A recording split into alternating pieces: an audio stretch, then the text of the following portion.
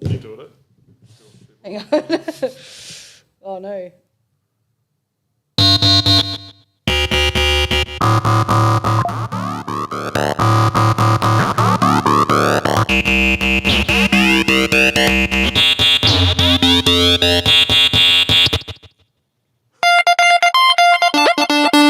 Ben's loving it.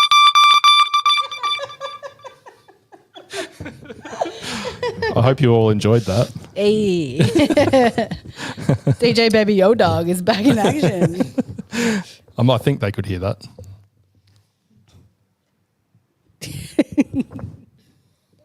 We had a very rushed setup tonight. It was all hands on deck. Yep. We did it in 10 minutes and we This almost is- got there. this is 10 minutes late. Almost not going to happen. They did hear some. Oof, Off. from Josh. Hey, Josh, look, that's not me doing it properly, okay? That's me. Silly. That was I unprepared. can show off some of my tunes later.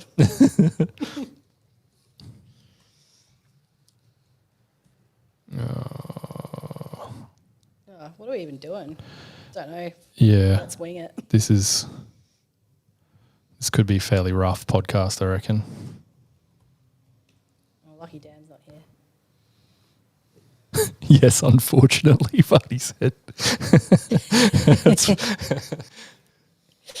That's mean. Come on. This might punish you with some more now. All right, I think we're close. If I've got quite a few in my repertoire here. This one's called Ode to Karen.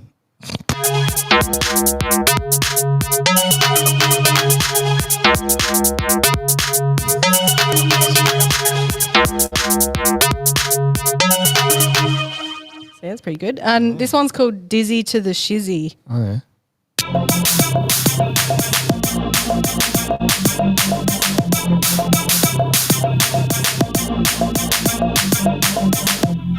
Oh, I didn't mind that one. That was pretty good. This one's called Premiers 2017.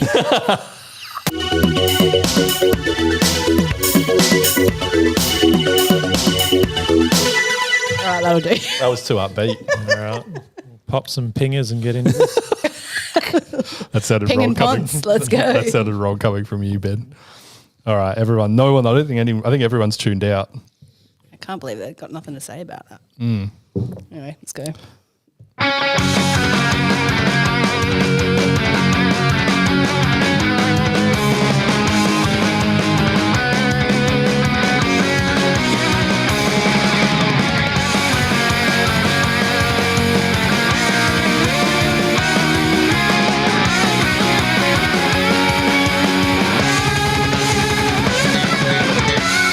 Oh no.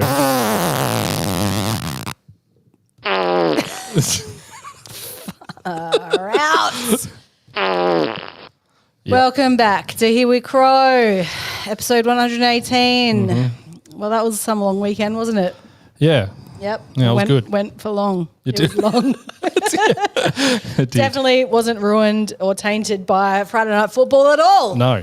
But Enjoyable. welcome back to Here We Crow. Welcome back to you. Yeah, I was going to say, welcome back to me. Thanks for letting me have the week off.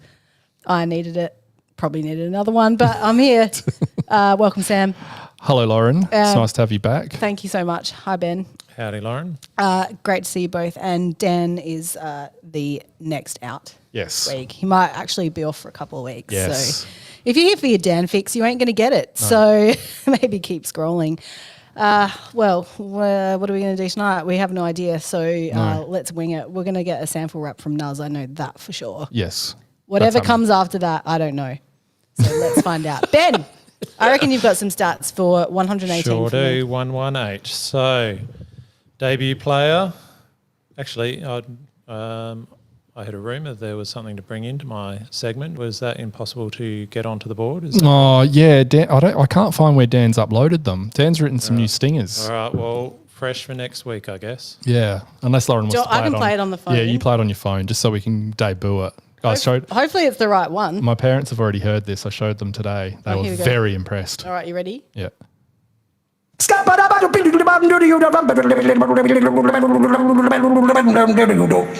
the stat man.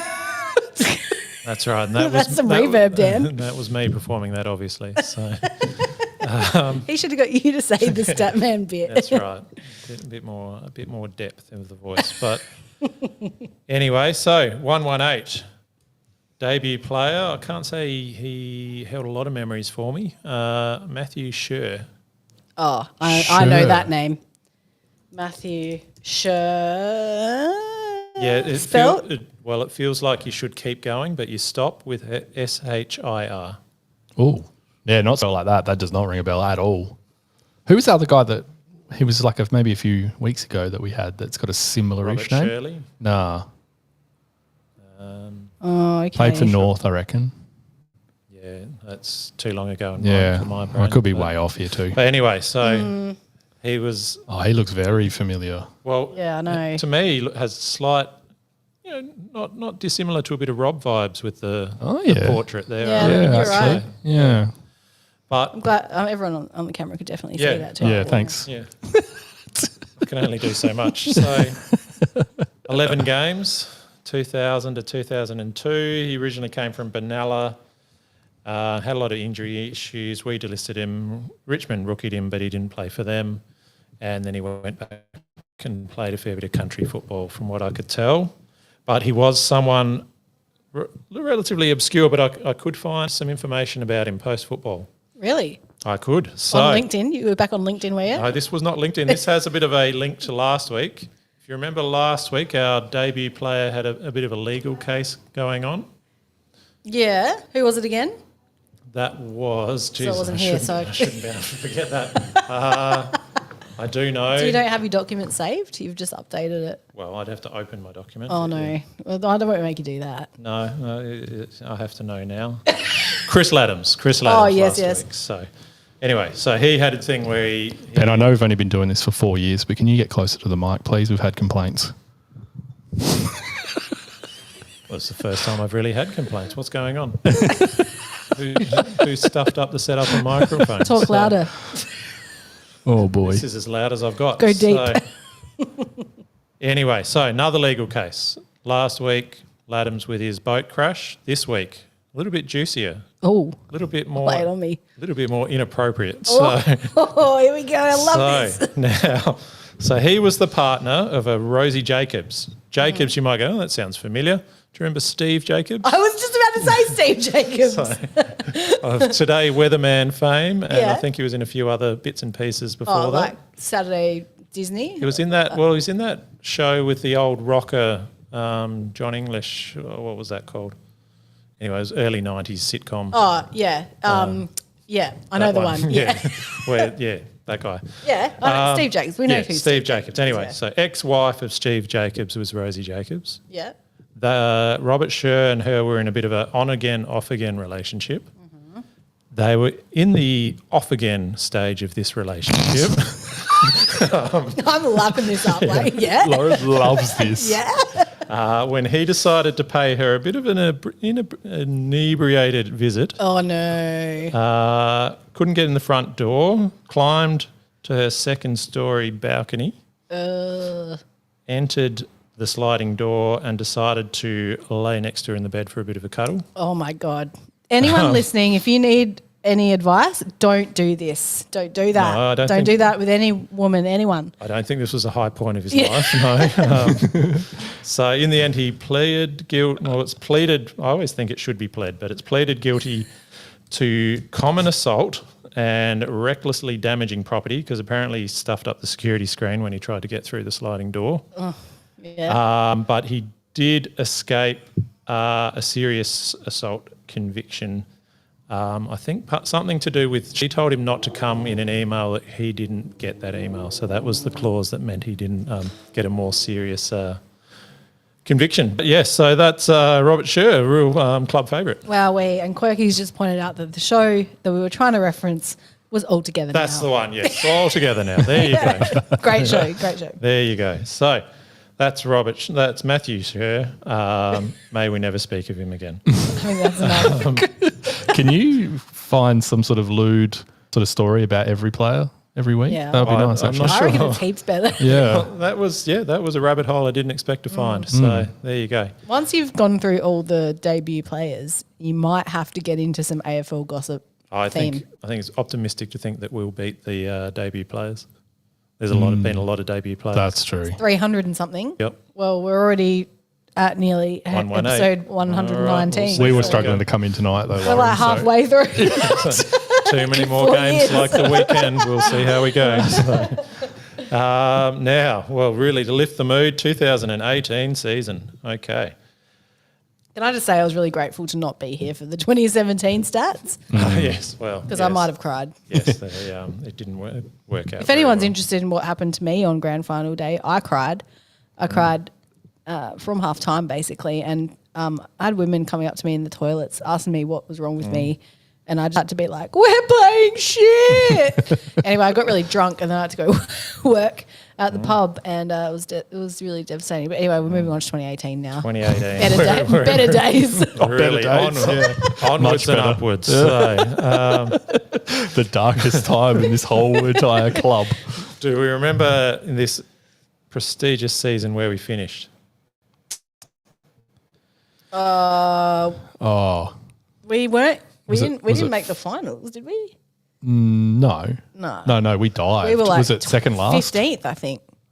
12th. Oh, I was going to say that. Oh, 12th, really? I was like 12th or 15th. We won 12, lost 10, so we won more. Oh, than wow. We were only lost, like one so game out of the finals, probably. Yeah, right. It feels like we just dived after that year, didn't it? It's really just that we went all in. And Yeah. it didn't work. Is that the year we got Gibbs? I'm pretty sure we got Gibbs because he was the missing link from Yeah. 17. So. Yeah, yeah. Yep. So Oh, club boy. champ, Bryce Gibbs. Nuzz. not Buzz Lips. No, It was Rory Ladd. it was Rory Laird. That's right. Yep. Leading goal kicker. I want to say Taylor Walker over Eddie Betts again. No? Eddie Betts Betts? again? Jenkins. JJ. It was Jerker Jenkins this time. So he got 46. I think Betts was second on like 29. It was such a drop off of our goal scoring. So Yeah, right. Eddie Betts at his peak was getting 75 a year. So Yeah. quite the drop off. So interesting to me facts. Well, not too much, but there was one of the factors that probably helped our decline really accelerate was our injuries for that year. So Tex was apparently struggling all year with a foot injury. Sloan missed 3 months with his injuries. Brad Crouch missed the entire season with groin issues, despite his legendary professional standards throughout his career. Eddie Betts missed a fair few games with injury, and Smith was still recovering from his ACL. So a fair core chunk of back in the day when they were all sort of at their peak, a lot of them dropped out for a lot of that year. So yeah, that goes to explain a bit of why that year was terrible. Doesn't explain the rest of the time since then, but there you go. We also had Lever and Charlie Cameron chuffed off to their new clubs. But on a brighter note, everyone returned back refreshed from the season after a team bonding pre-season camp. Yeah. Yeah, thanks. Nuzz we said need Camp those. voted fourth in the BNF. Well, didn't we? We used to have a. I reckon we used to have a camp thing, didn't we? Yeah. I can't remember what that was. That's a long time ago. Yeah, hasn't been relevant for a while. It was the Coco don't talk about the camp. Oh, yeah, that's right. Yeah. Keep going, Ben. Anyway, so I'll now, press it and annoy you if I find it. I'd just like to call myself out as well. Me, known as a staunch We don't talk about The camp. Anyway, if you don't mind, I'm berating myself, Sam. So Yeah, what have you done now? staunch misogynist that I am, Oh, no. Yes. I did not mention anything about 2017 women's season. Oh. Well, that's Start silly. of- yeah. He's going to go back now and I'm, as I said, a misogynist, so I'm not going to correct Confirming. and I'm not going to talk about 18. Just thought I'd just call myself out. No, so 2018, so we're coming off of a premiership from 17, so big win, inaugural champions. Do we remember anything about the 2018 season? So just real quick again, minor round finish, third. Top. 5th.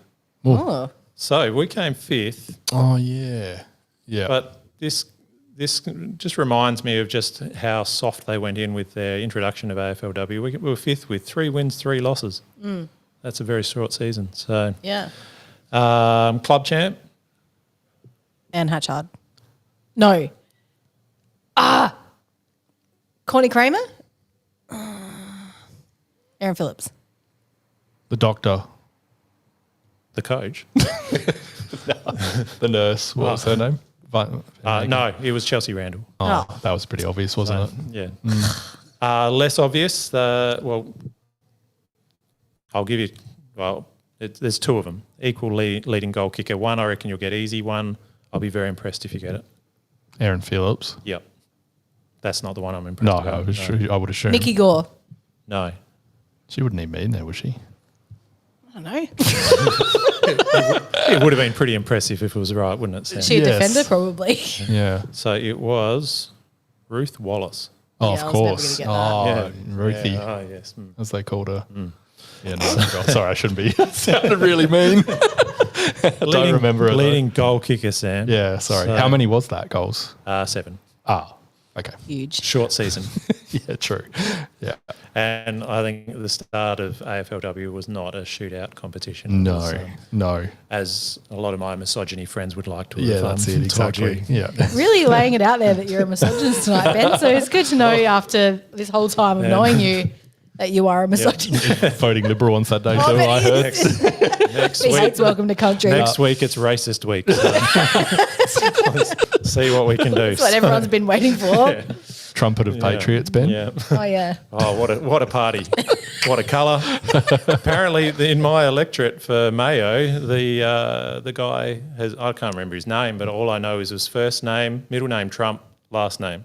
Oh. So he's put his Trump in his actual name on the Oh, electoral. great. I'm in Mayo too, so I'll get to see that. You're a Mayo man? Yeah. Oh, yeah, actually you are. It's a very widespread It is. It's a big electorate. Yeah.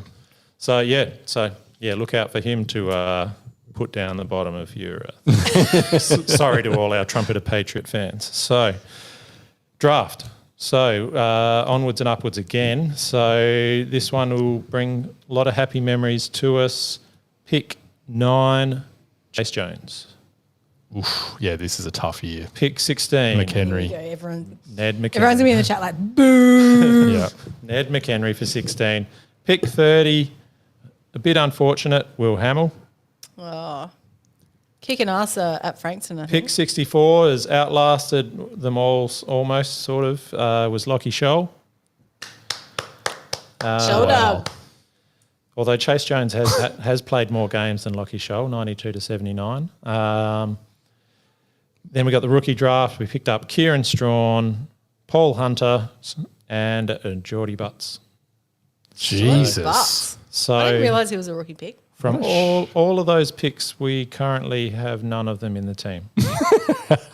Well, Shoal has been. He has been in For the the team, most part, but except for our latest last game, couple of weeks. Yeah, our latest game did not have anyone from that draft. So, Yeah, that's pretty mental, really, isn't it? so there you go. 2018. Who can't wait till 19 and 20? It's even better. Yeah, it So, does. yeah. Mm. Oh, I can't wait for 2020, I tell you what.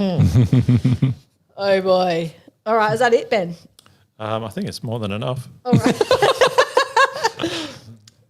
Good. Okay, well, I guess we'll move on now. Don't forget that you can buy some merch at iwicro.com.au. Please buy some merch because we want to see people wearing it. And if anyone's watching this and not subscribed to our YouTube channel, we always forget to call this out. But Oh, yeah. please Like do and it. subscribe. Like and subscribe. Like and subscribe. We're not going to sit here and beg you to do it, but if you're watching on your computer and it's easy to do, From just listening to other podcasts, apparently it really helps us out. helps us out with the algorithm, Ben. It's also, it will give you a little ding when we go live.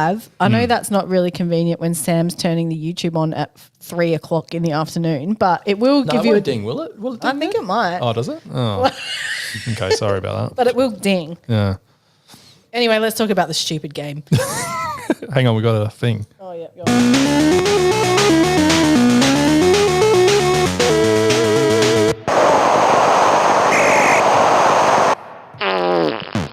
It had its own fart in there. Ben Okay. loves the fart. Well, It should be well and truly beneath us. Sam. what, you don't fart, Ben? Come on. right, well, Not for entertainment purposes generally. Great, I've lost my phone. All right, well, we lost to the Freo Dockers over at Optus Stadium. 12 goals, 13, 85 to 9 goals, 13, 67. Only an 18-point loss in the end, but fuck, it felt like it was an 80-point loss, didn't it? Yeah, I'm not counting it as a 3-goal loss in my mind. It just wasn't. It was a at least 6-goal loss. We kicked a few late, which flattered us, I think. Big time. They took their foot off the pedal. Yeah, okay, we finally decided to try something a little bit different in the last quarter, went a little bit more direct, and it worked. But I think it only really worked because they were gassed. They were done. Yeah. And they were frenetic, and all power to them. They were great. Like they made the ground look so tiny. We just looked so rushed, couldn't do anything. Well, I said on the podcast last night how they were rubbish with most of their stats and whatnot, and how it would be disappointing when they discover how to play football against us. Yeah. And that's what they did. Yeah. I mean, it really was their game to win, like straight from the first bounce. It was kind of shocking to me in that we didn't really match their pressure at all. No. Like not even like for a minute. The numbers said we did, but it really didn't feel like it. Did not look that way, No, that's for sure. Because you kept seeing that pressure index or that stupid score they put up, and we were both over 200 there for most of the game.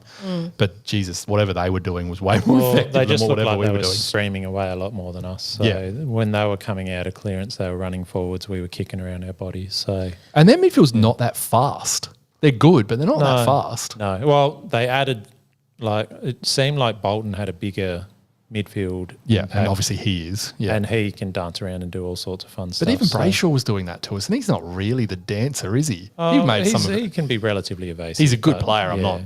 He's a great player. so- But yeah. but I think like it did kind of show that we really don't have that speed burst coming out of the midfield at the moment, because I don't think I know a few people have like been ragging on Saligo's game. I saw on the internet. I'm Yeah, definitely right. not doing that, but I thought he was all right. At least he I looked thought like he he was- tried the whole night. yeah, like he's a great player, but doesn't have that speed burst that like maybe someone like a Sarong or a Brayshaw has. Yeah. So it did make our midfield look a lot slower than it is, I think. Yeah. I feel like Draper's really the only one that really bursts out of the pack, and he's not getting game time at the moment. and I think if he's in there more, Peatling's got a bit of a burst out as well. Oh, Peatley as well, yeah. and but obviously did he- Rankin does too, but yeah. Well, yeah, he was playing a bit more up forward, it So, seemed. but- I don't know. He seemed to get lost in the game too, Isaac. Yeah, he I did. felt. I don't know. It was just kind of rubbish all around. We couldn't And- stick a tackle either. No, what's going on there? Like, No, what's the weather over there? And that's the was other. perfect. That's the other strange thing. I can go more later into tackles, but we smashed them 72 to 53 in tackles. But Wow. I reckon that was a sign that we were second to the ball too much. So- Yeah. Yeah, 100%. definitely.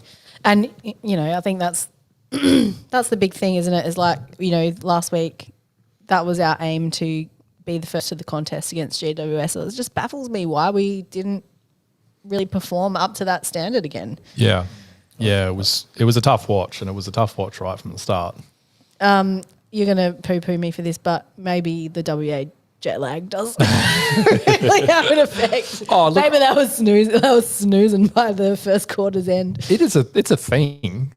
It's not an excuse, but it's a thing. It's sort of you're playing away like teams record in Perth overall doesn't match Not up to how great. good they are. And I think realistically, us and Freo, if we're both playing at our best, it's not that big a difference between the two of us. Well, no, they were in the premiership, Ben. And the grand final. I'm back on them now. I'm all aboard. So, but if you think about that, they've had a week where the scrutiny's really been on them.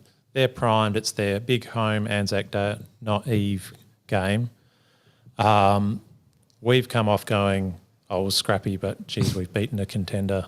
How good are we? You could just tell that one team was desperate for the win and one team was, we're going, okay, let's do it again. Oh, and have we seen that before with this No, team, no, Ben? that's a one-off. Getting ahead So- of ourselves. We don't generally do that, do we? So, well, and it felt like that was a bit more behind us, but It did.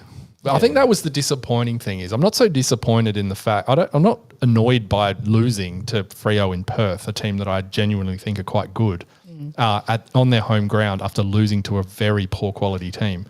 That doesn't worry me. I think it was more about just the way that we lost, the way that we approached the game, the way that we decided not to really try anything until the last quarter when the game was shot. Everything sort of looked the same. We weren't able to free up any of our good players to play a game style that they need to be able to play for us to look good. Well, we just seemed to have no spark. And it also just seemed one of those nights where just nothing was going to go particularly well. Nothing was going our way, and other players were very visibly getting frustrated, and Fremantle were using that to their advantage. Yeah. And we couldn't kick a goal again. The misses were bad. That was annoying. I think part of that was that our forward 50 entries were more shallow than previous weeks. So and wide. We were having more difficult shots at goal. They weren't impossible. No. But they were hard enough for us on that night to we just couldn't get anything. So, a lot of things. It is strange that we still were within 18 points with so much feeling bad. Like, we couldn't kick straight, and yet we had barely any forward 50 entries, and yet it's just odd. Yeah, I think it was a closer game. Freo keeps the pedal down, don't they? Like, it wasn't. Maybe. Yeah, I don't know. We just seemed to be able to free up a ton of space in that last 15, 20 minutes of the game that wasn't there early on. So, and it was likely to come. We just couldn't stay close enough because Freo were frenetic. I watched it with my parents. I said to Dad in the first quarter, us getting behind, I wasn't super worried about it because you just always felt that if we stayed close enough, we were going to have a chance. Oh no. Yeah, we're paused. Oh no. I'm mid drink here. Oh, that's not good. Can people hear us? They can hear. Oh, okay.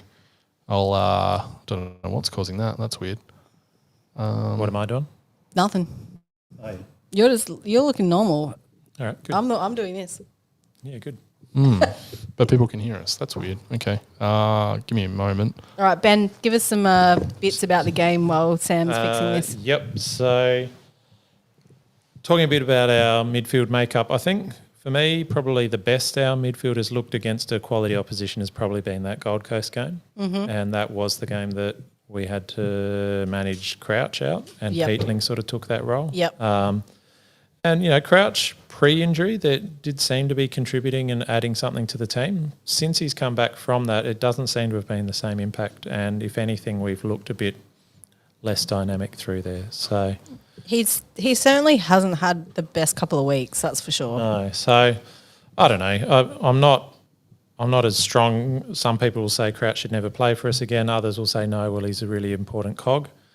I think maybe the form's just not there and we should try something different. And we've brought in Peatling for 4 years. We know he can be a good inside midfielder. Yeah, put him in there. Give him a few games and see what happens would be the way I'd go. So, but yeah, so stats-wise, I think one of the big things that kept us in the game was we were scoring a lot more often when we went inside 50. So we were 57% of the time to their 45. So we still had a go. It was nice having Rochelle back. That gave us another smaller target. So it wasn't always just having to be bombed at a big guy. Was it just me, or did Rochelle seem to be not really going in as hard as usual? Well, yeah. I can understand why, obviously, but I did notice that he just didn't really seem to want to really lay a tackle. A bit more outside ball sort of very stuff. cautious. Yeah. So it was still nice to have him there as a bit of a target. Of course, and did he end up kicking a goal in the end?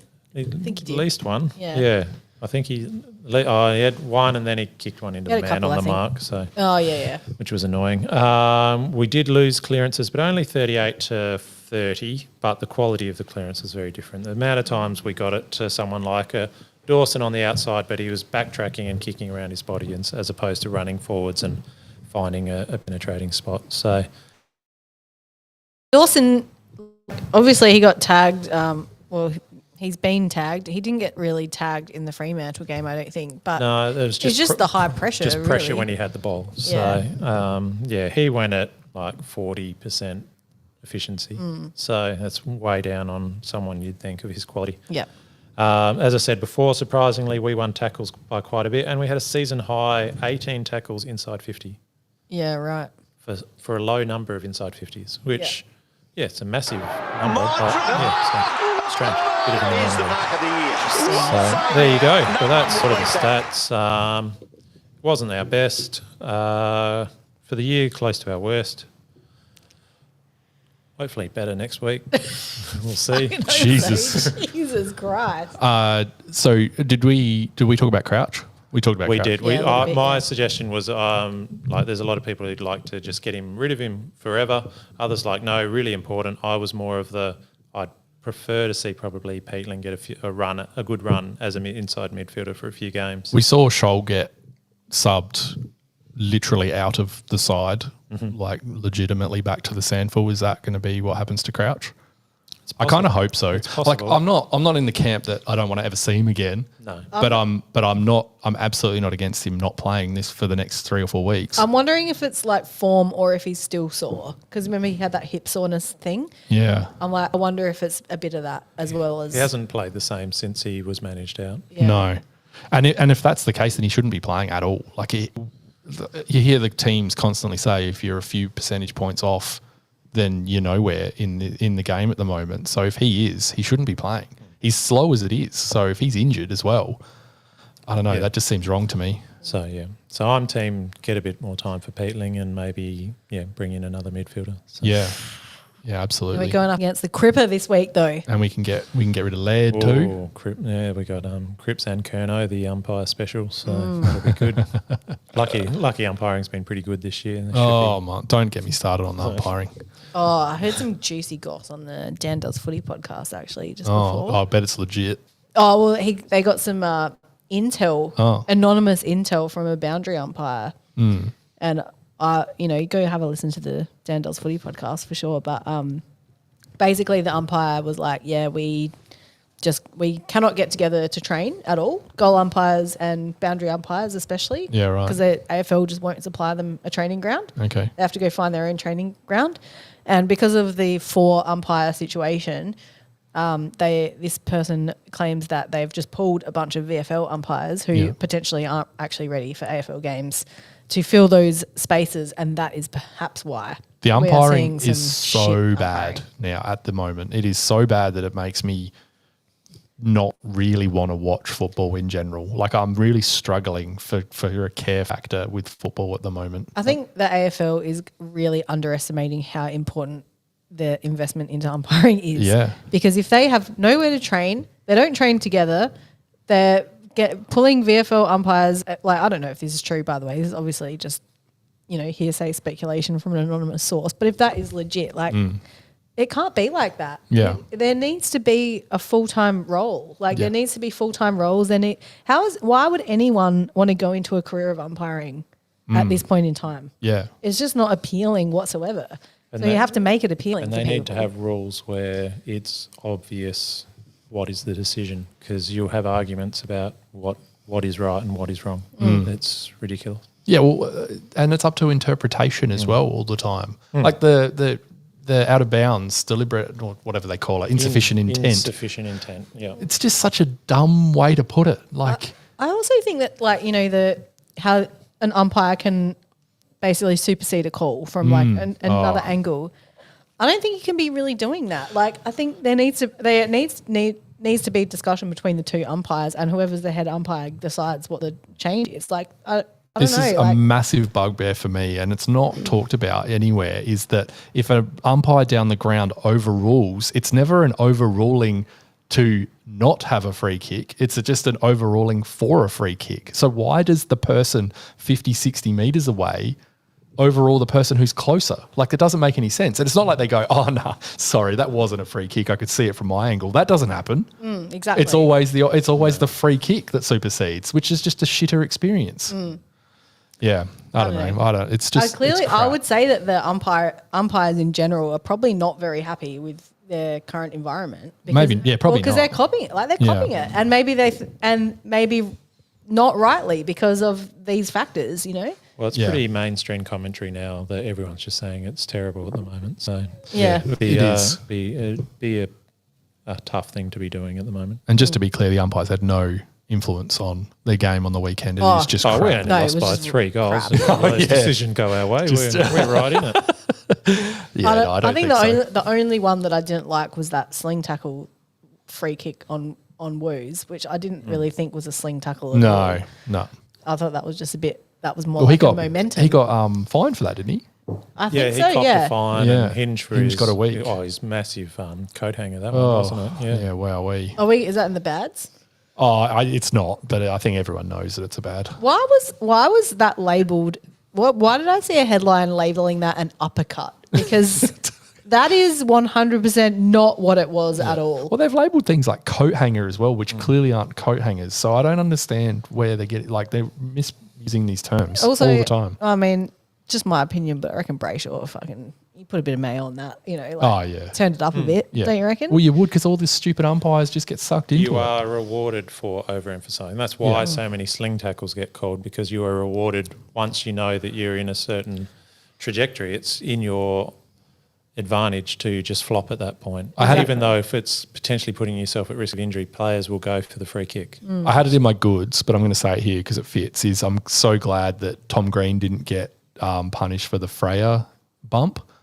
Did you see that? Or Fraser or whatever his name is, the plays for the Bulldogs. Didn't watch Went that in game. with his bum and just hit him high. But it was all Fraser. Like he was the one who instigated all of the contact. But we've seen that get weak, so I'm very glad that it didn't this time around. So anyway, I thought that was a good thing. Yes, Adam, you make a good point. If Hinge was holding the footy, then he would have just copped a fine. Yeah. That's the other thing. You can't just fine Bailey Smith for clocking Impey in the face with a footy and then call that 1 week. Like, are you serious? Yeah, that's right. On the game, I think we brought it up we brought it up briefly, but I think the lack of the calls around for lack of plan B. I hate using the lack of plan B as a sort of a term, but I couldn't help but think at the end of that game that we just got out coached by a coach that hasn't coached very well this year, and so like how are we feeling about Matty Nix? Are we changing our tune? Like I have to say I haven't lost faith, but I'm losing faith. There was definitely a good 10-15% chipped away at my faith that he is going to be able to take this team to where it needs to be. I wouldn't say, you know what, I'm obviously... No, but that's okay. I'm more on the positive. It's good. I think we lean. need... It's a good discussion. But I still think like that, what round is it now? What round are we in? Round 8? 7? I don't know. Yes. What are we, 4 and 3? I think it's round 8 coming up. Okay, We've so played 7 games. we're not halfway through yet. We're nearly halfway through. We're nearly at the bye. Yeah. I feel like up until we lost that Gold Coast game, everyone was very happy with how things were going. Yeah.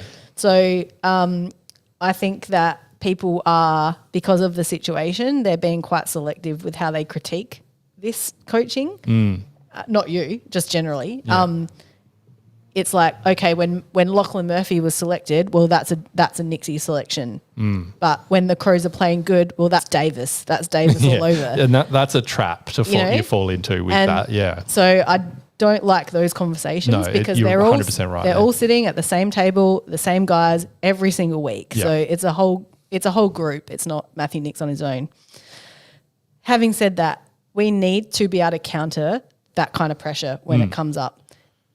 They have to realise that when that pressure is throwing our game off, it's hard because there's only really one way to do it, and that's for the players to bring up the pressure. And Matthew Nix can't be out there running around doing that for them. I don't know enough about strategy and coaching to say whether or not he was outcoached in that game. I can't have that opinion. But I don't think it's all doom and gloom. No, I'm not saying that. Because I think that we are playing good footy and it really is reliant on the players to be performing week in, week out. And I think it's pretty clear they haven't been doing that the last few weeks. So I think you'd want our trajectory to change significantly than what we've done the last few weeks. For sure.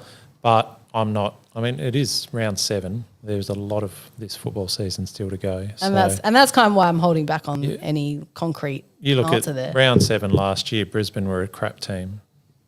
And they ended up winning the premiership. I'm not saying that we're going to make a Lazarus-like recovery for that, but you'd certainly want to change, and it would be nice to see a little bit more dare with who we have playing and how we do that. So some of the, whether we try a bit more Peatling, some of the players, the younger players who were doing really well at the end of last year that showed they've they've got the talent like a Dowling or whatnot, debut someone like an Edwards who was in form until apparently this weekend. Yeah. So, yeah, we could be a bit more dynamic with what we're doing. I think Edwards was all right, wasn't he? It was Dowling who was terrible this weekend. I thought maybe both of them had barely any touches. I think but Edwards could be was all wrong. right. Was he? Dowling Yeah. only had 6 touches. Yeah, Chase Jones had 7 or 8. Yeah, okay. There was a few plan B comments in here and one from Lizzie as well. But what I want to say to that is like, does any team have a plan B? Because they really just have their game plan that they adapt to the situation. There are If the- 100% way more intelligent, flexible coaches than Matty Nix out there. Apart from Chris Scott, name one. Sam Mitchell. For sure. I would trade Matty Nix for Sam Mitchell in a heartbeat. So when the Hawks were getting absolutely flogged the other week, what did Sam Mitchell do to change that? Which game was that? I know they lost. I've forgotten. The Port game. Oh, Down yeah. by 70. Yeah.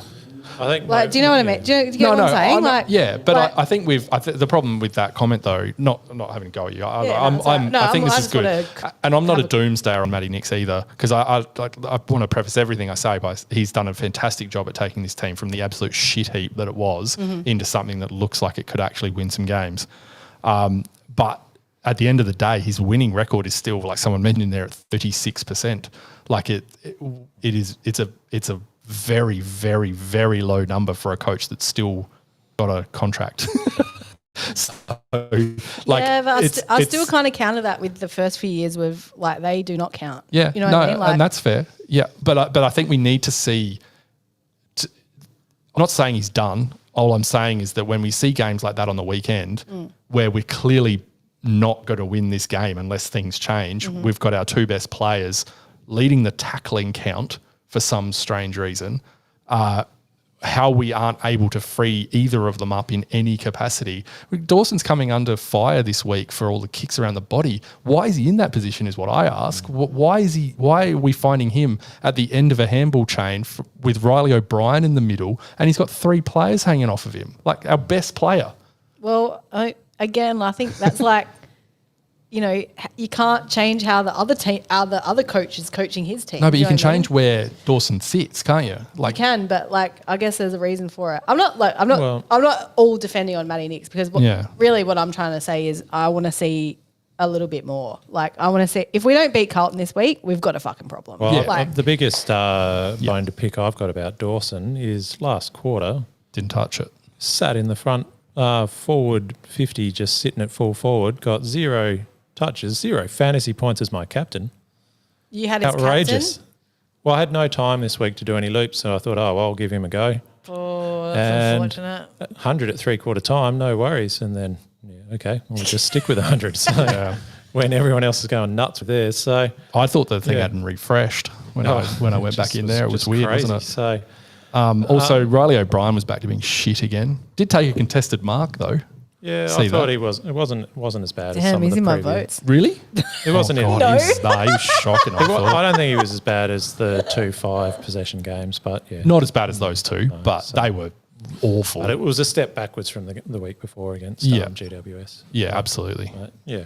Yeah, it was just I don't know. I just got to the end of that game. Like I was flat after the Geelong game, but I put that down to like, you know, Geelong are obviously a very good team. I just got to the end of this game and I'm just like, these games just, I don't know, just got feeling of like, where are we going sort of feel. Well, like, I'll tell you what, we've got 3 fucked games coming up. yeah.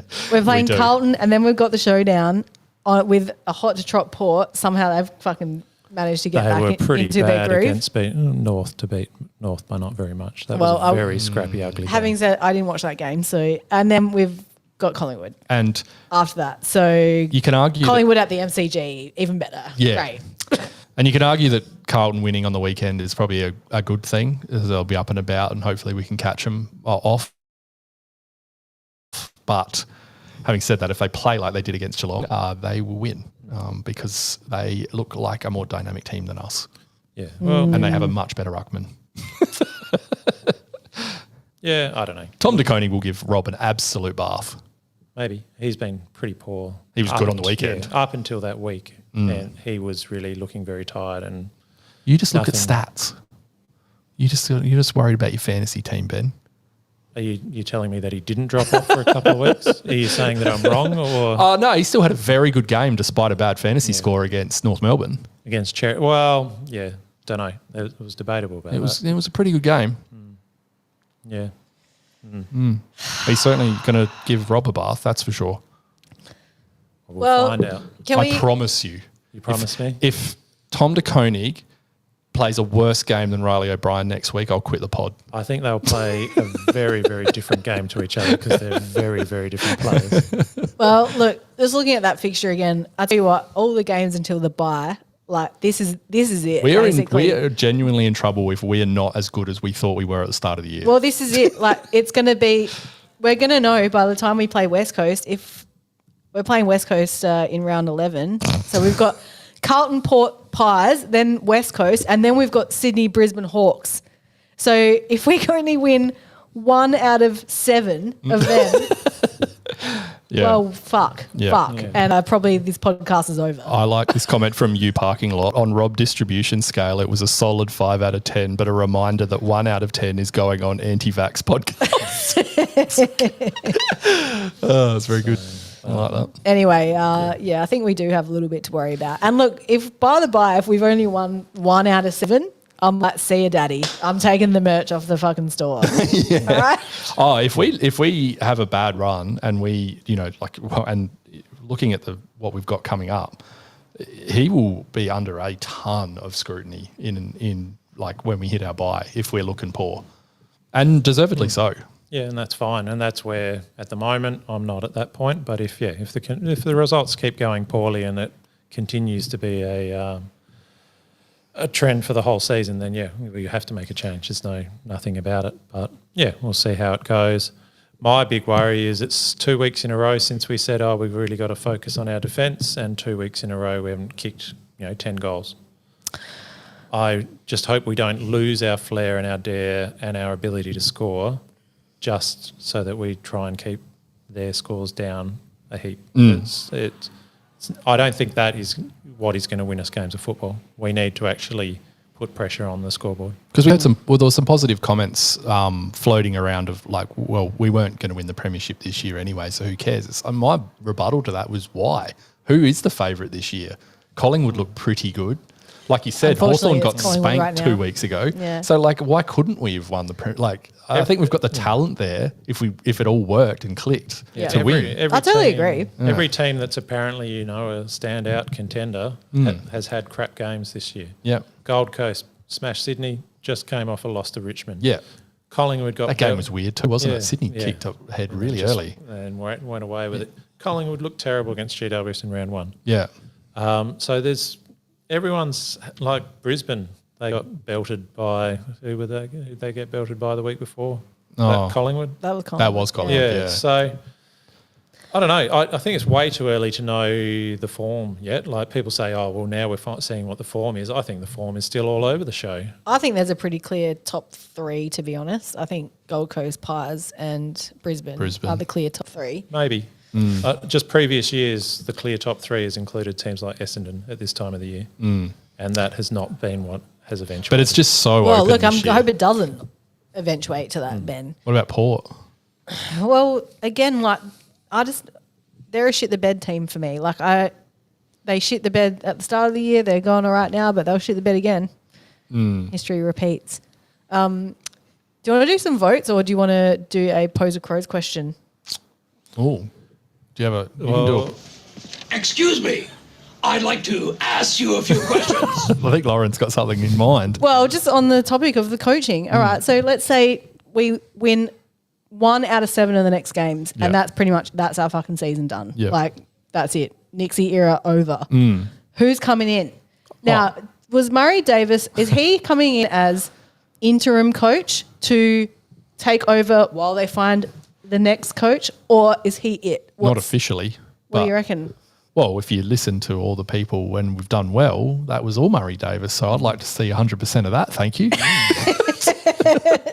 Look, I don't know. I had this thought today, actually. I didn't think to do it was pose a Crows question. Good idea.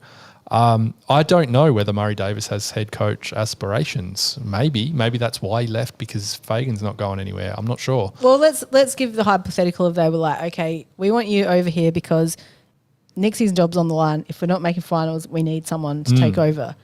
Not necessarily we're going to guarantee you the head coach job, but we need someone to take over when that happens. Yeah, we've had some options in the chat. Buckley. We've got see, I don't know. I don't think Buckley's the answer. He left the Collingwood culture in an absolute shit heap, if I remember correctly. Buckley has performed a lot better in the media than he did as a coach. See, I really like Buckley, and I really like listening to him, but yeah, I would be really worried about how that transferred to being the head coach. Collingwood's game plan was woeful when Buckley left. Like it took one coach to come in with a new game plan, and suddenly they were making finals from 17th. Yeah. So I think he presents really well in the media. He's learned a lot of lessons from that first coaching stint, but yeah, I'm not sure. Is someone like Nathan Buckley going to come in and just be like, actually fuck this culture, what you've got going on, which is like, I think we all agree is good. Yeah, it's what we want. Because like, I think that's maybe the worry is that someone will come in and go, yep, fuck all this. Like, and then the players are going to be like, hey, what? Yeah. Like, hang on, what? Like, Yeah. you know, they've kind of just come to get like gelled together as a group, really, like playing together in the last couple of years. So you wouldn't want to undo that.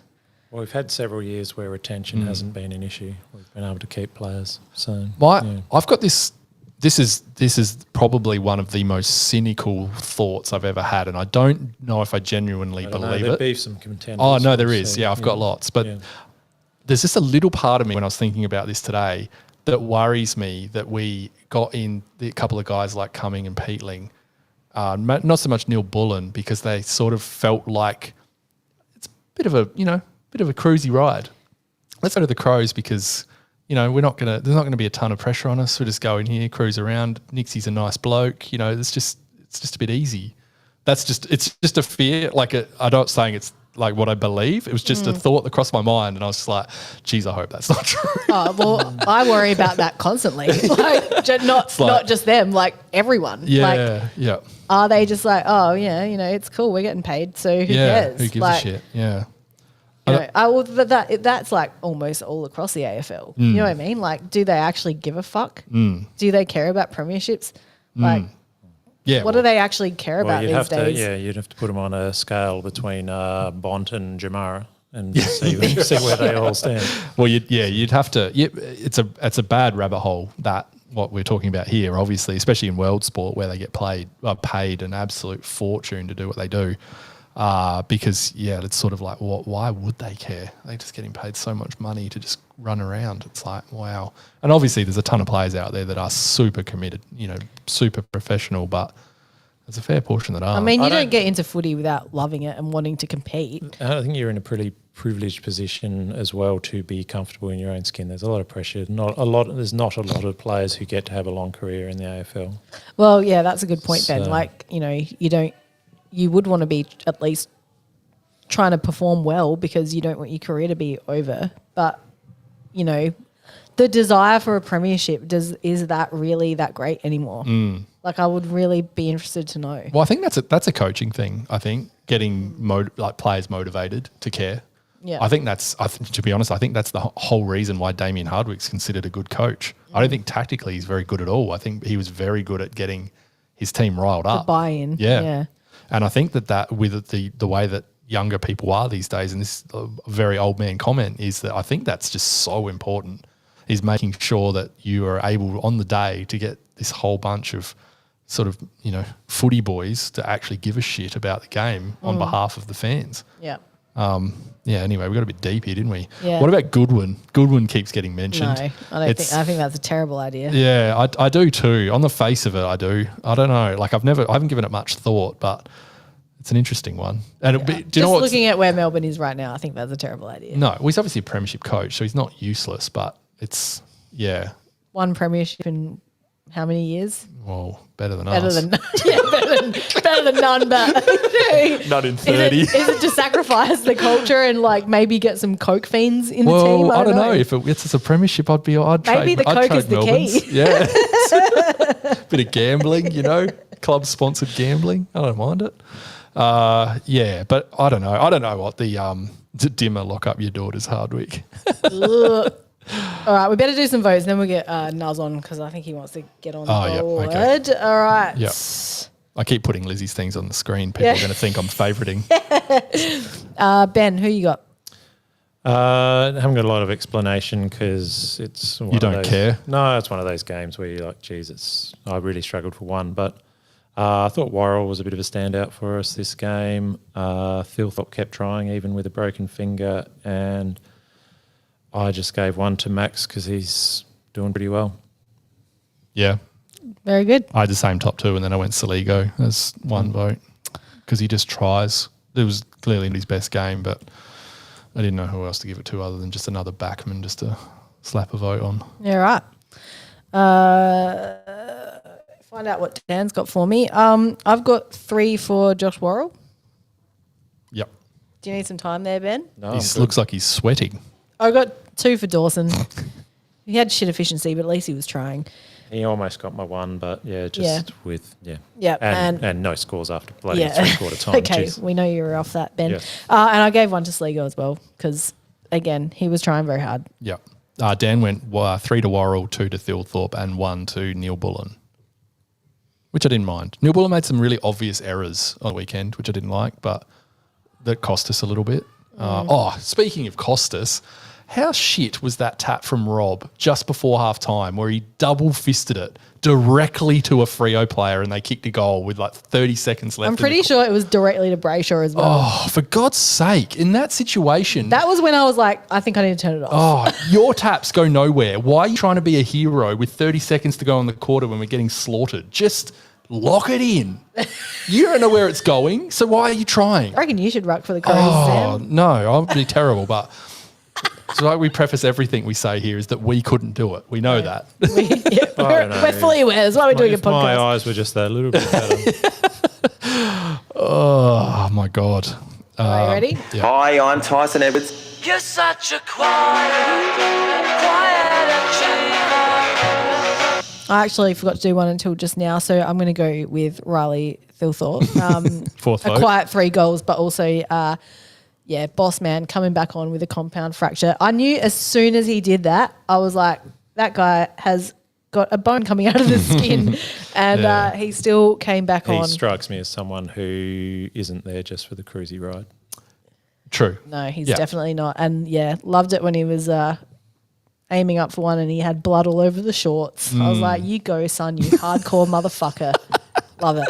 Who'd you have, Sam? Isaac Cumming. And Oh, Dan yeah? did too. Did he? And that was independent of us. I didn't actually look at his votes until just then. So Interesting. Who'd Also, you have, Ben? independently, I had coming. Well, you're all coming, so that's great. we're all Highlight coming of the together. night. Highlight of the night. Right, I better pick up the phone. So That is gross, Ed, and you know it. All right, we get Nuzz on. You're saying it as if it was me who said yeah, it. ring right now, Nuzz. Ring the phone aroma. When I say sun, you say full sun, full sun. Lauren loves this. When I say sun, you say full sun, full sun. When I say sun, you say full sun, full sun. North and south and now and west. Fuck the pork, it's where the best. That's good Hate timing. that song. Okay, so you've got Ben the misogynist and Dan the creep. So there you go. Hello, Sensible Crow. Hello, everyone. How are you? Very well, Nuzz man. How are you doing? Yeah, good. I felt like Frank Walker when I said hello then. Hello. You got a deal on tiles for us there, Nuzz? yeah. Oh, look, I just shield myself out to try and get as best price as I can doing up the house. You know how it is. I actually have a mate that's doing that at the moment, oddly enough. If anyone out there remembers Andy and Lisa from My House Rules, they're still taking advantage of their, sort of fame, I guess you'd say. But like my best friends. I hang up with them all the time. Yeah, right. So, Interesting. yeah, I know, just one of those funny, like, F-grade celebrity moments. But the game, the SANFL game, should we discuss that straight off the bat or talk about the actual... Yeah, because we need to talk about something different because that was a shocking loss. I can't believe we couldn't get up for an Anzac Day match. And It's terrible. it was just... Yeah, look, you guys have summed it up perfectly. You really have. I'm not off the Knicks bandwagon just yet, but these next 3 games are integral. If we can't win one of them, I just can't see a future for Knicks, and that's purely on a numbers basis. Yep. Yep. What about the SANFL, Nuzz? Yeah, look, positives come out of it, some negatives. We did lose the game 14-6 to 9-15. It was windy, but not swirly windy. So we just didn't. We played very well from the midfield. The defence didn't play poorly. It's just that the Eagles had too much class, and when we went forward, the forward line structure broke down quite badly. Oh, not Welsh, surely. No, not Sorry, I don't know what Welsh. Look, Welsh 4 touches needs to do something different in the off season because he is on a quick path to be delisted as soon as his contract up if he doesn't actually switch on. He did crash a couple of packs and used his body well, but he just needs to get that work on that fitness so we can work on his second efforts, I think. We need someone to beat some sense into him, don't we? Not physically, but just someone like Tex to just really get into him. And if you don't see any improvement into next year, he's not serious, is he? Yeah, no, I completely agree. Which would be a huge waste of talent, of course, because we know he can. Look at him last year, got 5 goals against Port Adelaide late in the season. But we'll talk about some better players. So off the bat, I didn't realise that Sid Draper obviously played, and word got around quickly, and people tuned in all over the country to watch this kid literally just take the absolute piss. He only played about 2.5 quarters, and he got 29 touches. There were moments where he was so ahead of the game when no one else could keep up with him. He kind of got caught out. And we've seen that a couple of times in the AFL, that he's just like a giraffe on skates, where he just kind of is a bit too quick for his own good. But that was exacerbated even more so in the SANFL. He is going to be something, that kid. I'm so excited. 8 clearances, 6 inside 50s, all the right stats in all the right areas. And if he played a full game, he would have got 40, 45 touches. So do you think our tactic there was that he's going to be getting a rest in the SANFL next week, or was it just to make sure he has game time to play a full game in the AFL next week? Well, I think it's that. I think it's the game time in the AFL next week. I think we've known that we've kind of been screwing him around a bit, and just to get confidence. Look, I don't ever want to see him in the SANFL again. He's just too good, and it'd be an absolute waste, unless he's coming back from injury, but that's a different story, isn't it? So, yeah, for sure. All right. Where have we got next? Sam Berry. Look, he didn't get a mention in the best on ground votes in the SANFL Crows write-up, but we all know that that's a bit of a gaslighting story, isn't it? Let's be fucking honest with that. Yep. Sam Berry, 26 touches, 2 goals, 1, and he rested forward quite often, and he really looked dangerous up forward. It was a strange sort of thing in my head, and someone mentioned it to me weeks ago. Could he be the answer to that high-pressure small forward that we've been looking for this whole time? I don't know. It could be. He did enough to think, he might still have a career somewhere left. He did a very good play in the last quarter where he took 4 bounces screaming through the middle. Yeah, this is Sam Berry we're talking about, not Draper. And couldn't believe it. But he played very well. A couple of little things, like his disposal still lets him down on time to time when he's kicking over 30 metres. But if he played instead of Crouch, I wouldn't be unhappy. That's kind of his knock, isn't he? That he's probably a Crouch with slightly worse disposal. I wouldn't even say worse. Yeah, I wouldn't even say worse disposal. He doesn't do any damage, but that's where he's getting goals in the NFL this year. Like he's on 5 or 6 goals for the season. So if you can add that string to his bow, then you never know. Yeah. You never know. But moving on, I have to mention. With Hinge, if his appeal doesn't get up, so that leaves a bit of a possible backline thing. Did Edwards go okay, or we weren't sure? Yeah. Well, that's the big discussion. I actually foresaw this coming, that they would try and push Smith into the 4 to try and get him. Basically, you know what? You're going to play next if Hinge doesn't get up, and they wrote Smith into the best 5, into the top 5. There was an article about him today from the Crows. You just know that they're going to play Brodie Smith instead of Edwards or Ryan, and it pisses me off, quite frankly. If Smith's named, I might not watch. I'm going to give my tickets to Lizzie. There you go, Lizzie. Yeah, but it's actually it's kind of offensive to us who actually watch the SANFL. Brodie Smith didn't play badly, but he didn't play what I would call well. He got 17 touches, which is definitely lower on what he should be for someone with his experience. And he gave away 3 free kicks. Do you know who didn't give away any? Charlie Edwards. Yeah. Like, it was just really typical what we know in his later part of his career, where he can be a bit sloppy and some indecisiveness. And he literally directly led to 2 goals against him. As I said, he wasn't bad, but it's not deserving of a call-up. But you watch the Crows try. What's with him on 5AA too? That was weird. Calling the game. Yeah. Did anyone see that? He called a game. Brodie Smith. Yeah, he was on the 5AA call of the game. Oh, okay. Yeah. Oh, It was weird. setting him up for after. And I'm more than paraphrasing here because I can't remember, but he sort of ragged on the fact that Nix doesn't really like that they struggle when they need to change their game style in a comment after the game too. I wish I'd had a recording of it so I could get the proper wording, but it was an interesting comment, I thought. Contentious. I like it. Yeah. There was another contentious thing that Smith did on the radio, and that's when he was talking about Charlie Edwards, who I'll quickly mention had a lesser game, but in no way did he lower his colours. Still got 8 marks, most of them intercept, lots of rebounds. He's had lots of streaming forward again with only 16 touches this time, though, but he clearly looks like he's ready to go AFL. But Brodie Smith said, and again, I'm paraphrasing this, but I hope that I'm still ahead of him in selection. Yeah, I heard this. That's such a shit comment. Wasn't it? Like, maybe just, I don't know. This is me, but if I'm a leader of anything, I'm not saying those sorts of things. That's terrible. Well, it sums up what we've said probably on this podcast since the start, that we are concerned about what some of the elder statesmen of the club think and feel about their position in the team. I'm sure he was just saying it tongue in cheek, but Was he? that's the thing. Yeah, it's tough to know, He's isn't it?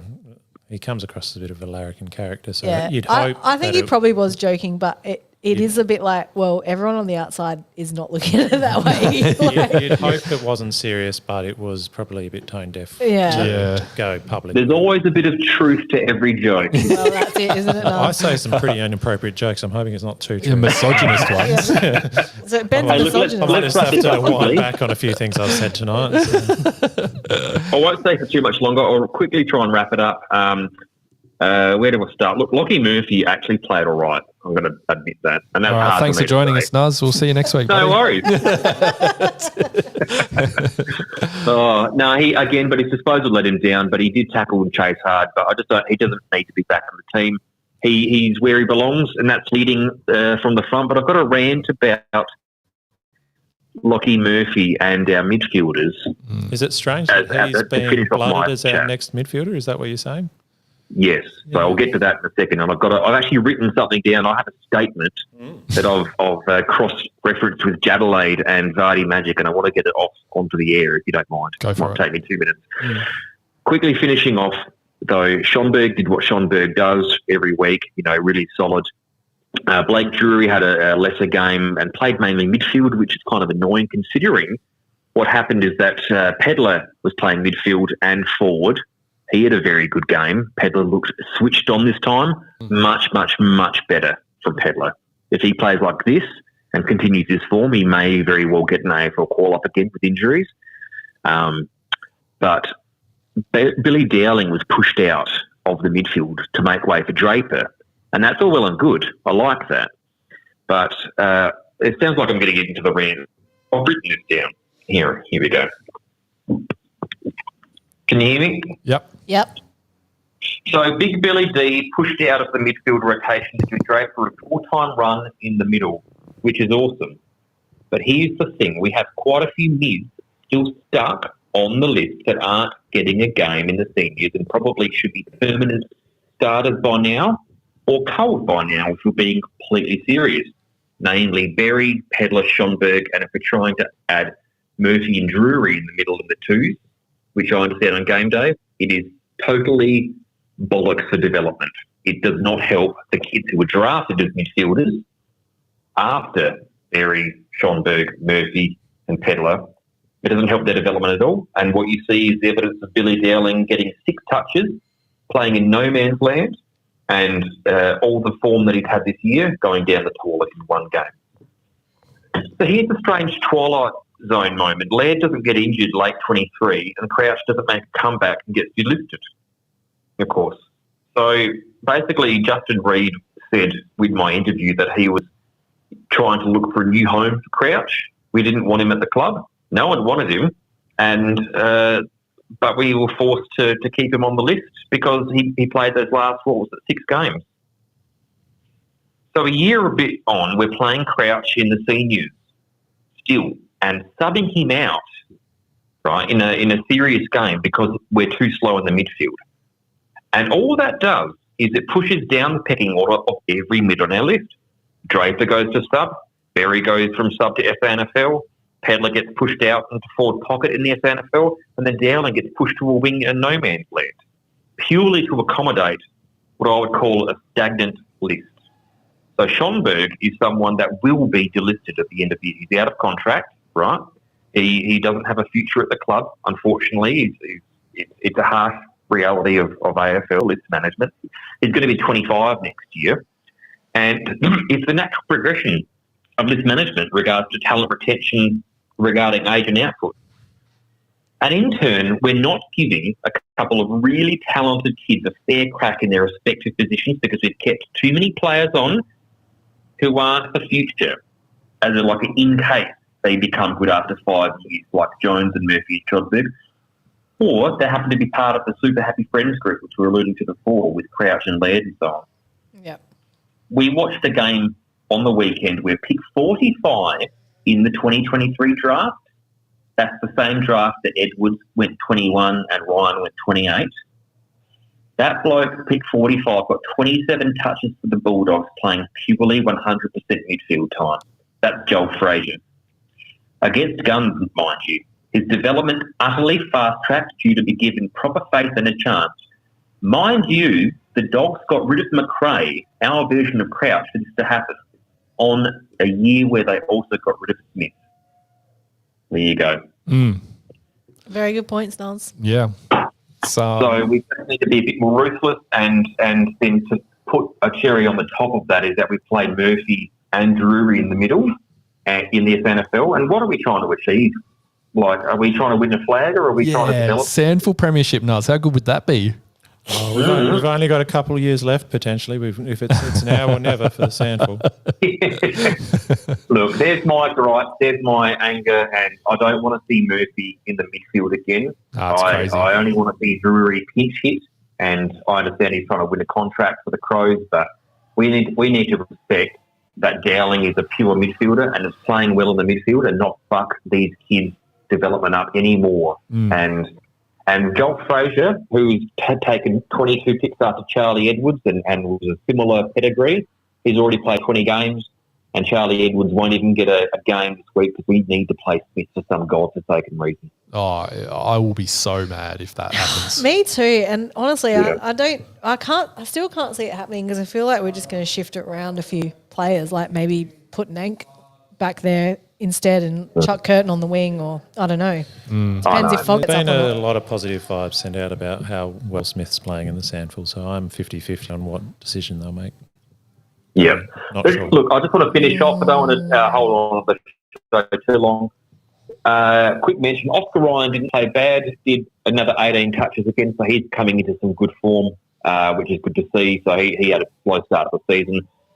Quick shout out to the listed player, Stephen Tahana, down back, had a really good game. Wonder if he's got a future. We'll see. Hugh Bond had a very good game down the back. So that's good to see. Braden Cook was very skillful. Only got the 12 touches, got 1 goal, 3, but could have easily been 2 or 3 goals. Geordie Butts, I would say, didn't have a great game, but wasn't bad.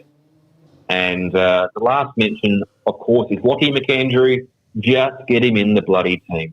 He's look, he's 16 touches, 37 hit out, and again 8 clearances.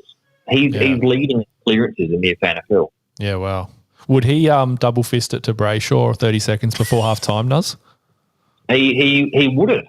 Even if he tried to, the skill of his hands wouldn't even allow him to do that. Oh, we need him in then. Yeah. That's no. Honestly, it's time, and look, I don't want to rabbit on about that. We all know that Rob's the incumbent, and it takes time for these people to get given a shot. But I don't want to waste this season not at least trialling him for a couple of games and seeing if he actually has the capabilities to make it in the AFL, which I think he does. Yeah, like it. And before you go, were you voting this week? Yeah. Oh, may as well. Hurry up. I don't know. Let's go with 3 votes for Phil, 2 votes for Worrell, and 1 vote for just because Neil Bullen can't kick a drop punt from 3 metres out, I've got to have to give it to Cumming. Fair. And for your quiet achiever? Quite achiever. Zach Taylor. He didn't get much of it, but he got 8 disposals at 100% efficiency, and he got the most inside 50 tackles. That was my weird stat of the week. We had 18 inside 50 tackles. Weird. Crouch got 2 of them. Yeah, right. Hey, do you want to hear another really weird stat? And I'll leave it there. Riley O'Brien got equal second most inside 50s. What? And yet our inside 50 efficiency was high. Well, it's odd. Watch them spin those stats to try and make that work. Yeah, wow. Yeah. Thanks very much, Thanks, Nuzz. for your comprehensive SANFL wrap.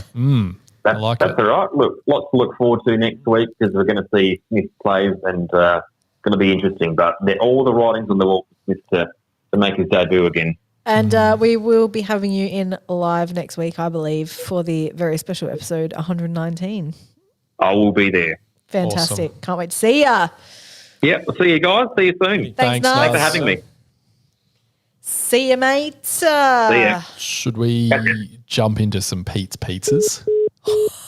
Hot off the press. Yes, well, we have. should I say hot out of the oven? A special edition. Big comeback. This is hear like it. what do you like the specials when you It's go a to a pop-up. pizza shop and it's Pete's Pizzas It's like pop-up. side hustle in Carricalinga. Yeah. I'm getting the feeling the pizzas are not something we're going to want to order. No.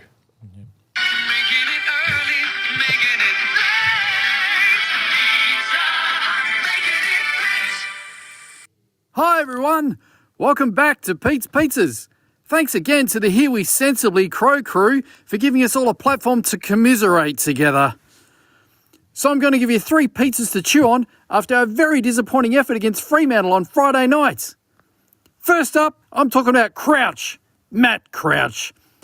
Who knew that putting a slow 30-year-old with crumbly groins who can barely kick over a jam tin into the midfield for 11 centre bounces would be a bad idea? So to Matt Crouch, I'm serving you a small and very dry wholemeal gluten-free crust pizza with nothing on it. Yeah, it does crumble and fall apart when you pick it up, doesn't it? Second, I'm talking about tackles. Missed tackles. It seems our players decided that the best way to honour the absence of Lockie Scholl was to try and emulate him. And they did a great job. Raw spaghetti arms were prevalent across the entire team. Fremantle just waltzed out of stoppages and brushed our pathetic tackling attempts with ease. So to the entire team, I'm serving you a pizza topped with dry, raw spaghetti.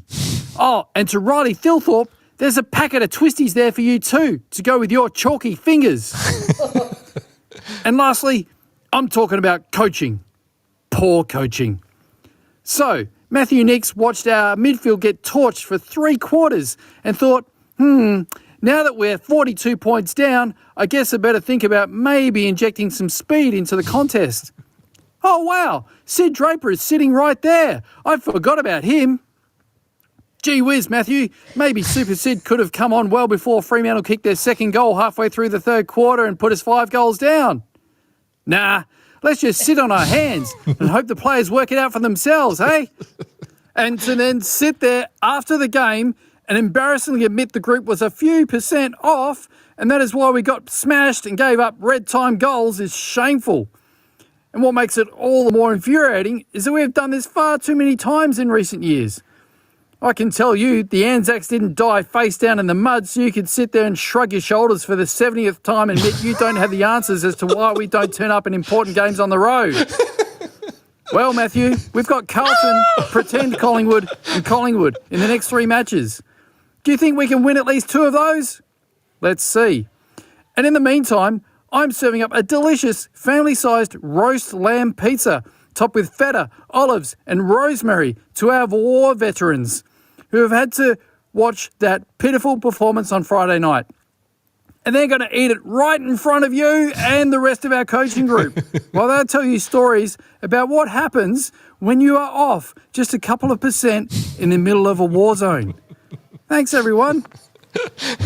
Welcome back, Pete. Thanks, and Pete. What a comeback. Yeah. I didn't realise how much I missed Pete. That was that sounds mean, but I don't mean it that way. It was definitely good to nice have him back. a menu. Yeah, Far that was out. good. Yeah. Oh, loved it. God. Yeah, All that right, was well, it's nice. your turn now. Oh God. Okay. Oh damn! I changed the.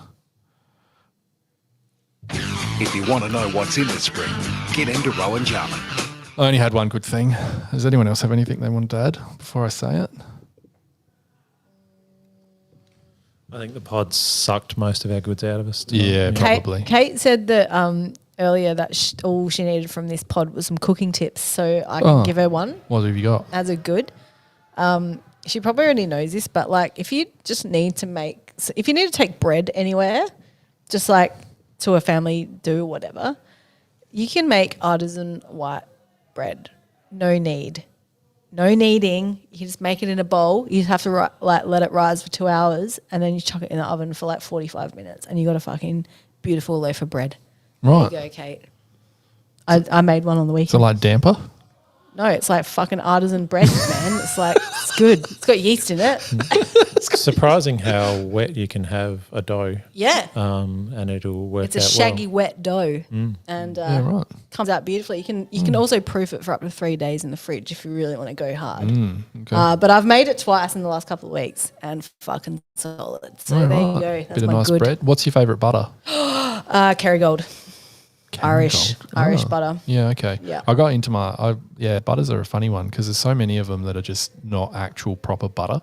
Like they're not 100% butter. Most of them are like mixed with oil and other stuff. If you can get Kerrygold on special at the shops, I recommend it. Yeah. Yeah. Get the I buy the mainland one, but it's the one that's just butter, like 100% butter. It's delicious. As in still like in a tub that you spread Yeah. from? Yeah. So, Yeah. I only buy the stick of butter, which is just actual butter. Because people like that.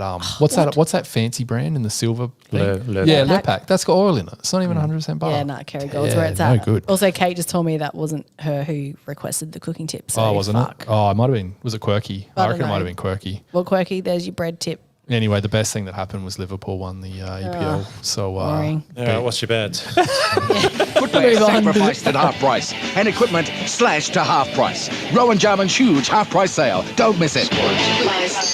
a couple of quick ones. Those shitty action figure things, they can get in the bin. Anyone AI still thing. using them needs to just work out their social media strategy a touch better because they are boring. The AI thing? In the yeah, the blister pack. I didn't do one. Did you do one? No. Is there a reason you haven't done one for the Here We Crow team? Because I didn't like them. Yours would just have a tree in it. Yeah. And that's it. Just a tree. That's how boring maybe it is. What would mine have? All right, A Mr. bong. Interesting. What's yours got? Mine would have probably just a tree too. Mine would have a bong and I don't know, like A bong. probably Just other drug paraphernalia. like I don't know, Maybe a record or something. Surely I'm getting some cinnamon donuts, and Sam's got some some baked goods. Yeah, sausage roll, Krensky. Yeah. I just have 3 different bakery items down the sink. Yes. Another actually, this is kind of a funny one. Taron Thomas just finding himself in a touch trouble trying to apparently sell a car at 9 o'clock on a Saturday night outside a pub. Yeah, that's never going to go well. Yeah, definitely selling a car. I'm sure that was what was going down there. So just thought I might just put that one in. Yeah. Shops and fast food places asking for donations. That can really, really get in the bin. I have to go when I get the pet food from Pet Barn. Literally every time I go in there, I have to reject their request for a donation, and it's like at this point I've said no 10 times. Yeah, you should probably have that on record so you don't ask me again. Yes. Also, the KFC over here, they're asking for it as well. Every time I've gone there recently, they've asked me for a donation. So some KFC thing they do. It's just it's a massive tax write-off for the companies, these donations fucking as far as I know. Donate your own fucking cash. Yeah, exactly. That's what I think. Yeah, they mustn't have liked the look and cut of my jib because they didn't ask me. They saw your car. Yeah. Sam would have... I do have the souped up car at the moment. Nathan says Sam would have Oscar the Grouch's bin. Oh, maybe. Yeah, that's probably fair. Nathan, I'll talk to you tomorrow when I see you about that. But the worst thing was Scott Gullen and what he mentioned about the Jamara Ugle-Hagan situation. Did you see this? Yes. I'll read it out. Off your face. I'm sure probably everyone listening to this knows it, but I'm going to read it anyway. The system has failed the Bulldogs. They were forced to give up 6 picks to match a bid on Jamara Ugle-Hagan at pick 1 by Adelaide in the 2020 draft. And now he might never play for them again. Instead of having the number 1 pick, they could have had 6 picks in the 50s to fill out their list. The system is flawed. The Bulldogs have been robbed and they should demand compensation from the AFL. Now, if you haven't heard a more, deranged comment from a proper AFL personality. Jamara. So who is this person? Scott Gullen writes for the Herald Sun, I think. Another one of those flogs. But he's been around for a long, he's not just some young yuppie idiot. He's been around for a long time, Scott he's Gullen. Clearly, he's on the dementia spectrum. Come on, mate. Jamara, could you let us know if you're going to be a dirty dog in 4 years' time? Can you just let us know that?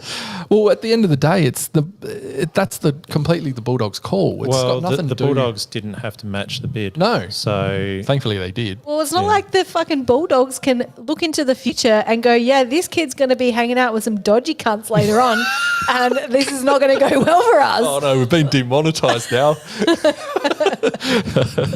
Yeah, no, it was just such a weird comment to think that anybody would ever. Bulldogs fans probably don't even agree with that. He's literally the only person who thinks that. Yeah. Surely. Yeah. Yeah, but also, Jamara, what are you doing, mate? Want to give Sam Darcy back as well, then? Yeah. Yeah, that's early access to players. Yeah, exactly. Yeah. Anyway, that's the all. Jamara thing. He's not playing this year. Clearly. Oh, he won't play. I don't even know if he'll play again. Yeah, he'll probably end up at Geelong or something. He won't be. Well, no. Bulldogs seems irreconcilable, and it's probably only 30% that another team wants him at the moment. Well, that's right. I'll want to reference Dan Does Footy again because I was just listening to it earlier as on my way here. But he saw that Jamara had written a comment on Nick Dacos's Instagram saying, "I'm in love with you," and that to Dan Gorringe is apparently that's Jamara going to Collingwood. Oh.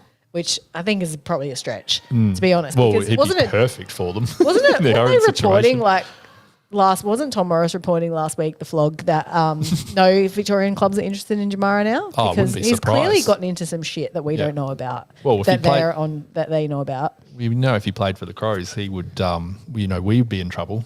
But the Bulldogs, I think if he played for the Crows, they wouldn't be using the words complex personal issues. No, that's right.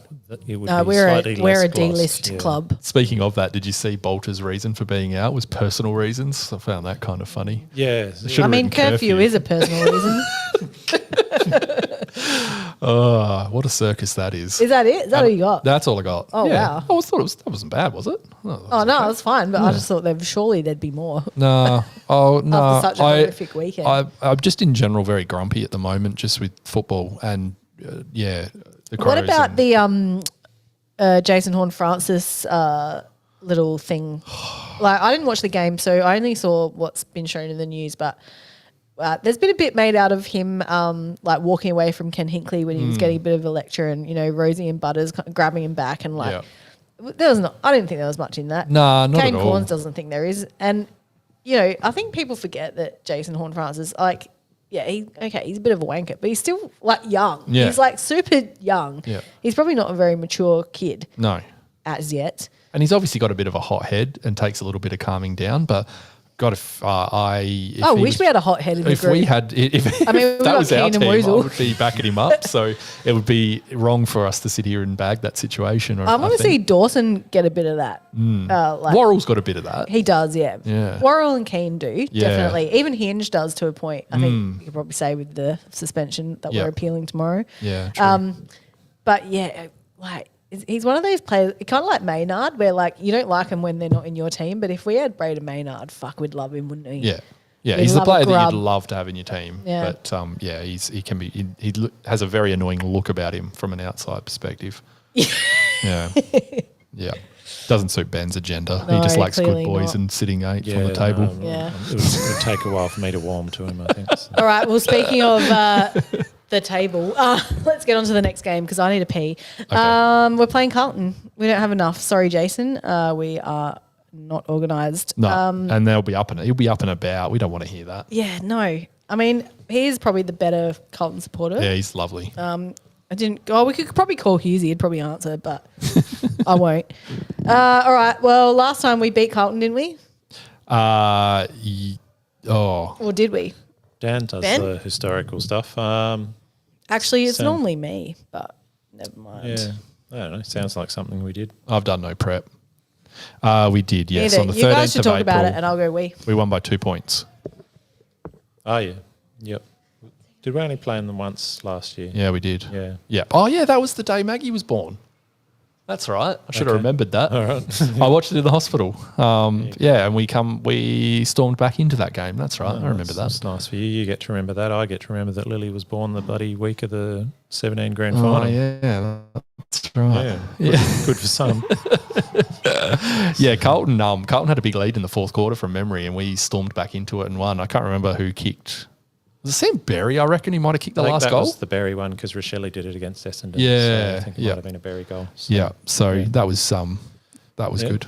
Yeah, that's nice. Their more recent form, so they started with 4 losses to Richmond, Hawthorn, Collingwood, Bulldogs, and they've come back with wins against West Coast, North and Geelong. So one of those definitely is a decent win. Yeah, the other two you're the other not quaking out, are you? The other two you'd hope you'd win those. Yeah, yeah. So I don't know. I'm not sure. They're on a bit of a run. They seem to be a bit of a team that goes with, they get confidence and there's a lot of hype about them once they start doing something okay. So I think if you line our two teams up and you'd ranked them by best players and you just took the top 10, you'd look at Carlton and go, oh yeah, all right. Like they're gonna be a pretty damn good side, but their bottom end is pretty shit. they've invested a lot, at the top end. Yeah. So, don't know. So you got like their big forwards, you've got Paddy Cripps, Walsh, and obviously George Hewitt's been on a tear this year. So they've got some Wiedering. So like their top end is genuine best in the comp top end, but they haven't been able to put it together much this year, except for on the weekend. Obviously they're 3 in a row, but against 2 shit teams before that. Yeah. So I'm absolutely worried about this game. I think they're a team that if they are on, will absolutely trouble us. Yeah, they can get a run on, and it's going to be interesting. They play a similar sort of style, looking at stats as well. Like their ratio of they're second for kicks, 12th for handballs, which was we were like one position either side for both of those stats. So, which is interesting, and they're third for marks. So yeah, quite different to how Freo have been playing because they've been a lot more handball happy. So it'll be different again. It's a bit like GWS with a handball happy. So now we've gone back to a kick mark sort of a team. So it'll be whether we can defend that better than we were on the weekend, maybe. I don't know. It's back at home will make a big difference. And Have you mentioned that they've got a few outs? they do, yeah. We haven't though. Chera, Is he out? well- Has he been confirmed out? Because I have to bloody trade him out of my fantasy side. Well, he has been suspended, but I don't know. Oh, has he? I Yep. don't know if they're appealing. They might appeal. Yeah, because it was soft, wasn't it? Yeah, Yeah. It was like the hinge one against Yeah. Fraser, I think. I'm going to hold him for the week, though, Sam. Oh, yeah? Zach Williams thanks, also mate. has No a worries. Zach Williams has a scan this week, so he might potentially be out. I think he's done I think he is definitely out, isn't he? Well, I haven't seen confirmed, but I did okay. see he was getting scans on his hammy or calf or something like that. Yeah. So that's good, I guess. Yeah. There was someone else, I think, as well. There was actually like a few names Yeah. out. Can't remember who the other name was. There was someone else. But should we hear from Boz? Oh yeah, yep. Evening, people. Round 8 Oh, selections. no. from- We're going to play the theme. You didn't even do the intro. Come Oh, on, mate. no. This is our only audio intro. It's like a sauna in here.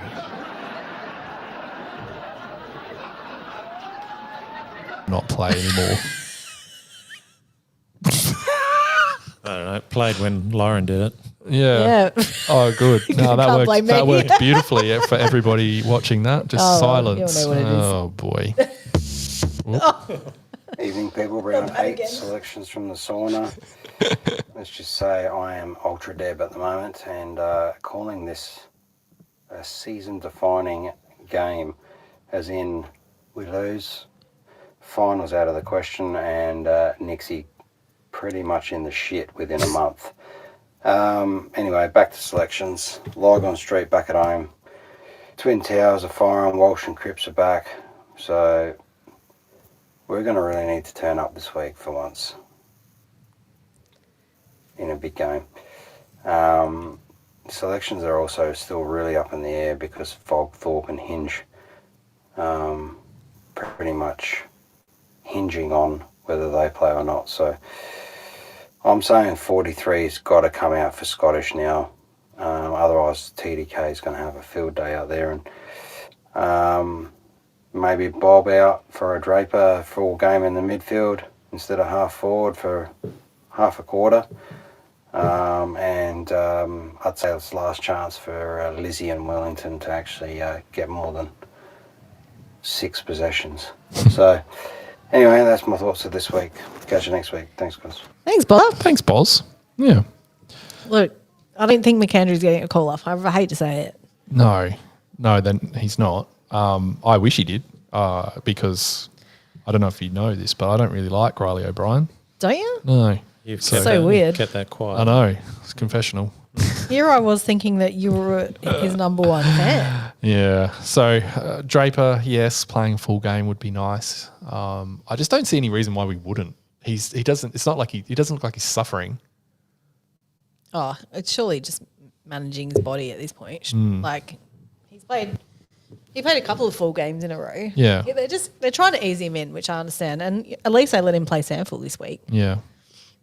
Yeah, but if we're going to fly, Is that a new rule that you're allowed to play a little bit of AFL and then still play SANFL? Because I was thought in previous years they wouldn't let us. I found it weird. Like, there's obviously plenty of instances of playing SANFL and then going to play AFL at a pinch, but I was surprised that it was probably allowed the other way round. I think maybe because he was a sub and only played like Yeah. 20 minutes. I just thought it was a new concession because I thought last year it was a blanket rule. If you were in the AFL team, you're not playing SANFL. So, but I could be wrong.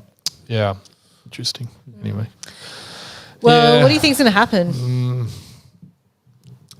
If we select Brodie Smith, I hope we lose. I mean, at this point, I'm just like And preparing. I'm not going. There's I'm just preparing 22 for other it, players. honestly. I'm preparing to lose. Carlton are like Ben and I were talking about just a second ago, Carlton are a team that will absolutely trouble us if they're on, but it all comes down to whether they're on. If they play like they did against Geelong on the weekend, we're every chance to lose. I mean, I think we'll definitely come out wanting to make a statement after the weekend. You'd hope so. I mean, we have to, don't we? Yeah. As everyone's just said, this is pretty much a season-deciding game. Yeah, well, because the next two are super difficult. This will be really good to test the buy-in with Nixie, to be honest, because he's going to be like, my fucking job's on the line here, guys. Yeah, that's it. Like, I think you can tell a lot of the time too when maybe a coach is on the rocks a little bit. You can tell from the players whether it's going to be like I think they can probably sense whether this is going to be the long-term thing, and you can see the buy-in is almost like a reflection of whether they want it to happen or not. So I think the next sort of month or two will be telling. Yeah, for sure. Yeah. It's going to be weird, man. It's going to be weird. If there's changes, I don't know how I'm going to deal. I don't like change. If we get someone in who's ruthless, I think that's a good thing. As long as they're hot is the main thing. Need to replace Daddy with another Daddy. That's my main deal. What do you think of Buckley? No good? No. Simon Goodwood? Yeah. There's not many hot daddies out there to take over this coaching role, I'll be real. What about the guy who coaches GWS? Kingsley. Well, yeah. He's daddy too. Yeah, okay. Yeah. Yeah. But he's not coming. No, he's not. I don't think we even want him really because he couldn't beat the Crows. Yeah, that's true. But I guess I'm going to look. I'm going to still tip us because it's at home. Crows by 24. Yeah. Crows by. I'm going to say 32. Okay. I'm going an extra goal. Yeah, you've gone either side of me. I was going to say 27. So okay. There you go. Why 27? Because you just wait. It's Ben's That's what the score's going to be. Number. So, yep. All right, we done? Yeah, we're done. It's over. Thanks very much for joining us for episode 118. Obviously, it's a big week next week. It's the showdown. Yeah. It's episode 119. We've got a special guest coming in. We didn't do that on purpose. Not Completely. at all. Not at all. No. We will be talking showdown, Port versus the Crows. Maybe we'll pinch some of Alex Williams' content from the GWS Giants podcast about the showdown history for that game. That's Sam, up to Ben. I'm telling you so you guys research it. Well, possibly we won't then. So. Anyway, can't wait to see you then. Can we please win this game? Oh my God. Yeah. Thanks for dealing with our random days too. It's nice to see a fair few Sorry, people it's in the all chat. over the place. We do try and give you a pre-warning. Obviously, don't if you go into the game, don't forget to put your vote in early then. Oh, yeah, it's voting day. Election day. Yes, of course, the election. Not for Quiet Achiever. Don't fuck it up. And good luck to the Greens. I think the beautiful yellow of Trumpet of... Oh, that's right. That's the Ben's misogynist party. Ben's going to be trumpeting all over Strath. Yeah, that's right. All right. Thanks for joining us, gang. Appreciate your time. Farewell. We're going to go join the party downstairs. Yeah, what's going on down there? Fuck knows. Go Crows! Very loud. Bye.